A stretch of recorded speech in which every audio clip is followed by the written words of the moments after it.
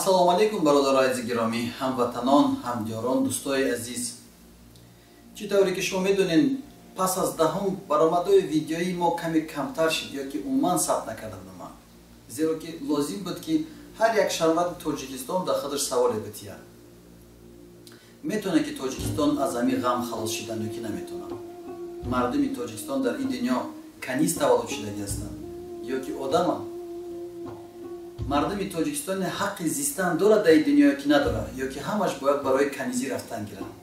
Нахоҳ ки як давлати Тоҷикистон барои ҳамагӣ як оила бошад, як авлод бошад. Ва нахоҳ ки ҳамаи мардуми Тоҷикистон барои вай таваллуд шудагӣ ҳастанд ки дар як кас саҷда кунанд, сояи Худо бубанд ва дигар корро дар пеш баранд. Гумон мекунем ки ин фикрҳо барои мо шумо лозим буд дар ин қадар рӯзҳо. Ва ҳаракати Эмомалӣ дар масъалаи гирд атрофаш ба мутобиқи амнияташ ё ки гирд атрофҳое ки сабт мекунад, дигар мекунад, ин рӯз маълум шид. ҳамун система, ҳамун ҳаракат, ҳамун зулм, ҳамун маҳкам кардан, ҳамун тарсондани падару модарҳо, ҳамун ҳаракате ки мо шумо дар ҳамин қадар солҳо дидем, мо шумо мегуфтем ки не, Эмомалӣ ин намуд одам нест. Мо шумо ҳама чиза дидестем. Ҳамун одаме. Балки ҳаракаташ каме зиёдтар шидагӣ аст дар масъалаи зулм. Як зани бечораам ки аз масъалаи кампир буд ки ӯро рафтан тарсондан, бечора дар болои ҷойнамоз аз дунё гузашт рафт. Барои чӣ? Тарси невераш ки невераша меқапанд, мебаранд, мекушанд гуфтанд. Амният то хона мебиёянд, метарсонанд. ҳамун амният ба мисли мо шумо одам аст. Но аз сабабе ки мо шумо аҳамият метиҳем ё ки аҳамият наметиҳем, уно қувват мегиранд. Уно мебинанд ки ягон инсоне дар Тоҷикистон қуввае пайдо накарда ки ҳимоя кунад ҳаққи инсонҳоро. Ба ин хотир дӯстои азиз, бо ҳаракатҳое ки мо кардем ва дӯстое ки мо вохӯрдем дар муддати 3 рӯз, 4 рӯз, ҷамъан 5 рӯз мо ино қатъи садҳо саволҳо буд. Ва дар ин саволҳо мо ҳамаи гапҳоро ҳаматарафа дидем. То ҳатто саволҳое буд ки ҳаракати масалан шумо ин намуд буду мардум ин қадар азоб кашидистияну шумо чӣ ҳаракат мекунед гуфта, дар мобайни ҳамаи гуноҳҳоро кӯшиш карда будам задан дар масъалаи оппозитсия. Бозам ман гуфтам ки шумо ҳақ доред. Чаро ҳақ надоред? Шумо ҳақ доред ки дар масъалаи оппозитсия ҳамаи гапҳоро бардоред гап занед. Но як бор дар худтон савол кунед дар виҷдонтон. Магар шумо ҳам гунаҳгор нестед? Магар шумо ягон кор кардед? Бисёри одамо фикр мекунанд ки ягон нафари дига мебиёяд ватанашро озод мекунад. ҳазор солҳо ҳар як миллат, ҳар як мамлакат хича ҳимоя мекард. Ва агар ки шоҳи золим меомад, агар мардум мехест шоҳи золима бадарға мекард, мезад сир мекард, мерафт.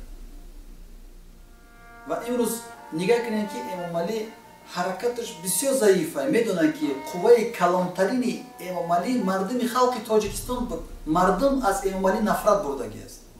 Эмомалӣ дига пояи мардумӣ надорад. халқ пишти Эмомалӣ дига намехезад. Мо шумо қариб 99% бридагӣ ҳастем майдона. Фақат як камакак ҳаракат кардан дар кора ки моро даст гирифтан накунад. Дасти моро ки гирифтем, мо зуд ба мақсад метавонем расидан. Бозам ман дар шумо мехоҳам расондан ки мақсади ман шахсан давлати исломӣ дар Тоҷикистон сохтан нест. мақсади ман ин аст ки ҳуқуқи худтона дар Тоҷикистон шумо бояд бидонед. Мамлакат ба шумо бояд ёрдам кунад ки шумо ҳаракаттон пеш рафтан гирад. баъз будагиз душман ба мобайни тоҷику ӯзбеку тоҷики қирғизу тоҷики афғону баъз будагиз ҳамин сиёсатҳо аҳамияти дар дили Тоҷикистон, амнияти Тоҷикистон овоза мекунад ки Ҳоҷи Умар шиа аст. Дар Эрон мераванд, мегӯянд ки не шиа нест, ин сепаратист ё ки террорист. қоида дар куҷо аст? Эмомалӣ дар ин трозу бозӣ мекунад ки мардуми Тоҷикистон не, дар ҷаҳон як гапе пайдо шава ки оппозитсия як чизе аст ки дар Тоҷикистон намо 8 миллиони мардуми халқи Тоҷикистон касе ки оппозитсия мешава, уно ҳамашон террористанд, уно ҳамашон бадхоҳ ҳастанд. Уно илм ё ки ақл надоранд, масалан гап зада наметавонанд ҳуқуқишон. Ба ин хотир ман аз шумо хоҳиш дорам дӯстои азиз ки пас аз ин рӯз мо ҳаракати нава ҳаракат мекунем ва даъват мекунем, боз ҳамаи мардон мебардорем. Боз дуюм ҳаракат мекунем ки дар муҳлати рӯзои наздик جمعاً در ماه دکبر روز و ساعت شما گفته نمیتونیم که حرکتی آخر نکنیم. بعد ما میدونیم که 31 دکبر یا که 29 یا که 28 دکبر در ما روزای لازمه که مردم تا اون روز غم و عذاب بینه بفهمه که ما برای بدی مردم نمیگیم، ما با مسئله فایده مردم میگیم که یک بار بخیزیم وطن ما آزاد کنیم از ظلم، که اقلا در زمستان عذاب نکشیم. دوستای عزیز، ما از شما فقط یک چیز خواهش دارم که فقط شما و همه مردم خلق تاجیکستان یک راه داره که دستگیری کردن از اپوزیسیون. وقتی که شما دستگیری میکنین اپوزیسیون و شما قطعی او یاردم میکنین، اپوزیسیون میتونه رژیم عوض کنه.